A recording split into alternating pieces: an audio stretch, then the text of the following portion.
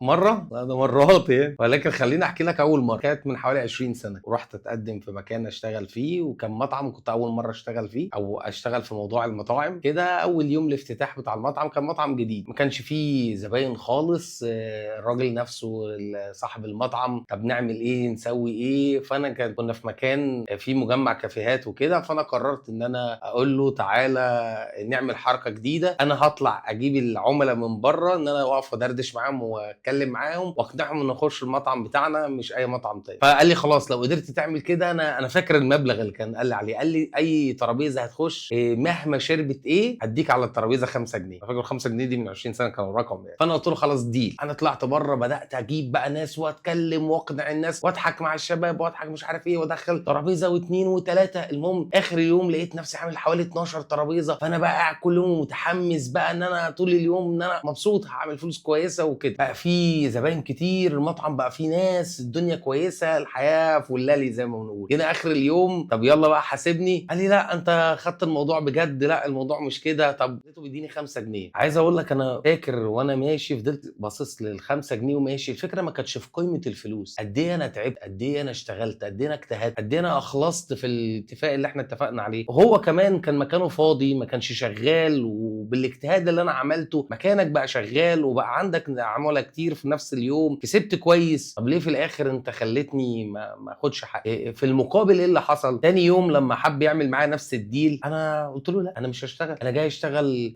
X فأنا هاشتغل الX، ما ليش دعوة بأي حاجة تانية بعد، دي مشكلتك حلّها أنت." وهي دي المشكلة اللي بتقابل كل owner لمكان أو كل مدير بيبقى معاه ناس أو معاه فريق، اوعى توعد حد حاجة وما تنفذهاش، اوعى تخلّي حد يشتغل حاجة ويبقى عنده أمل وطموح إنه ينجح وأنت تضيّع أمله وطموحه بسبب إن أنت اتفقت معاه اتفاق وما كنتش قدّه. ساعتها أنت مش بس بتخسر الموقف أو بتخسر الحاجة اللي أنت متفق عليها، بل للأسف أنت كمان هتخسر الموظف وهتخسر اجتهاده وتعبه وكل دوّة وكل اللي كان بيقدّمه. للأسف هو فعلًا خسرني، وأنا بعد فترة صغيرة مشيت من المكان، ما اشتغلتش في موضوع المطاعم تاني وكانت تجربة صغيرة بالنسبة لي، كانت حوالي أسبوع أو أقل، ولكن كان من أهم الأسباب الراجل ده لمّا اتفق معايا وأخَل الاتفاق، ساعتها فعلًا ما كنتش هاقدر أكمّل في المكان.